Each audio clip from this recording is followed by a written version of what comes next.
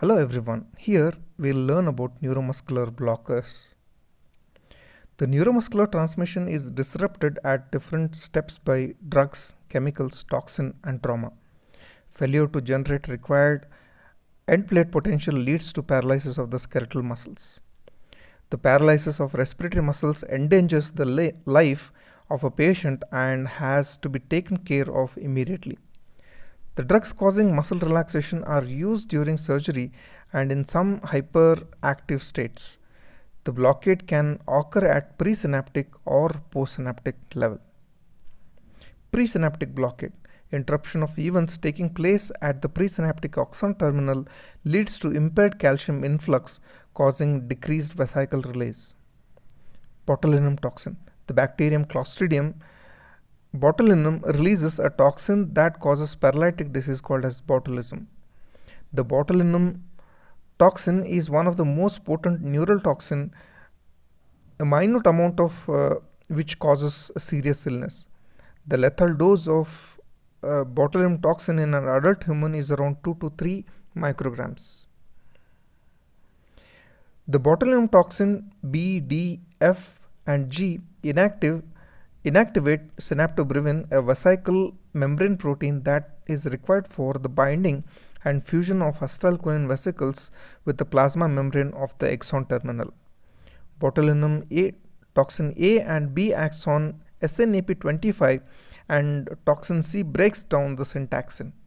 Thus, the botulinum toxin inhibits the release of acetylcholine from axon terminal, releasing in cessation of muscle contraction that it leads to flaccid paralysis. Hemicholium. This drug inhibits the choline uptake by the presynaptic terminal, resulting in depletion of acetylcholine. Consequently, the end plate potential decreases, action potential cannot be formed. Postsynaptic blockade. A variety of agents can act on the postsynaptic membrane, interfering with the generation of end plate potential by different mechanisms.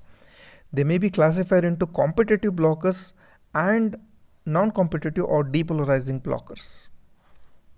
Competitive blockers that block the receptors on postsynaptic membrane. Curare and galamine are the examples of competitive blockers of acetylcholine receptors. These substances diffuse to the end plate membrane and compete with acetylcholine for acetylcholine receptor. Their attachment with acetylcholine receptor does not lead to opening of ion channels, as they do not have the biological activity of acetylcholine. Moreover, they do not get hydrolyzed by acetylcholine esterase. So the acetylcholine binding sites in the receptors remain occupied permanently.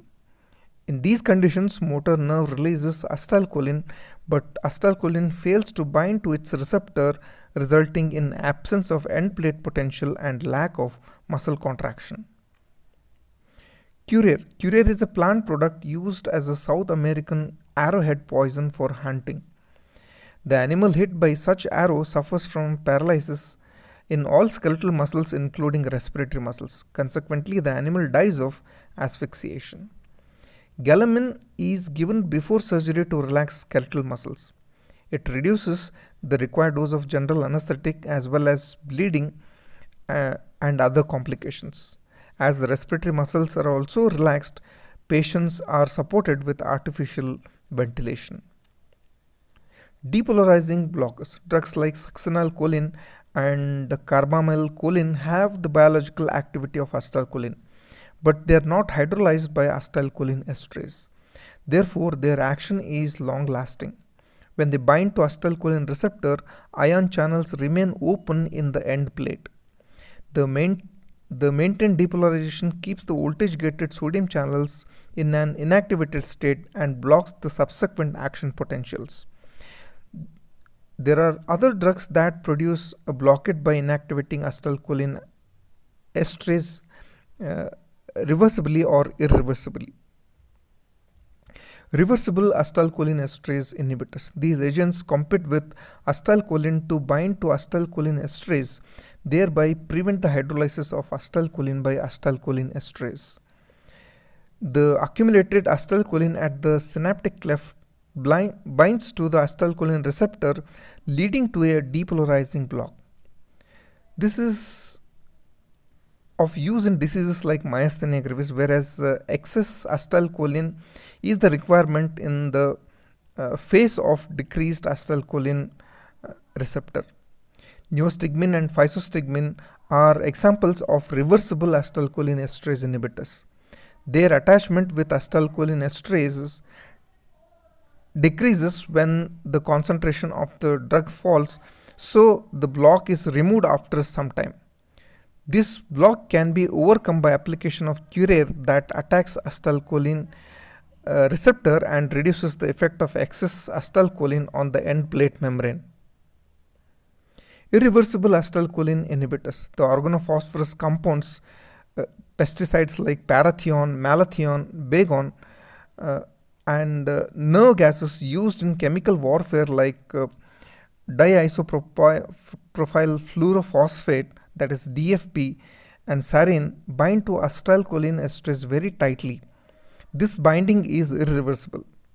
Lack of hydrolysis of acetylcholine produces sustained depolarization of the end plate, resulting in no further contraction in response to subsequent nerve stimulation. Poisoning with these agents leads to skeletal muscle paralysis and death from asphyxiation. Nerve gases also cause accumulation of acetylcholine at the cardiac pacemaker cells. Therefore, in case of nerve gas exposure, the atropine is given as an antidote. Thank you.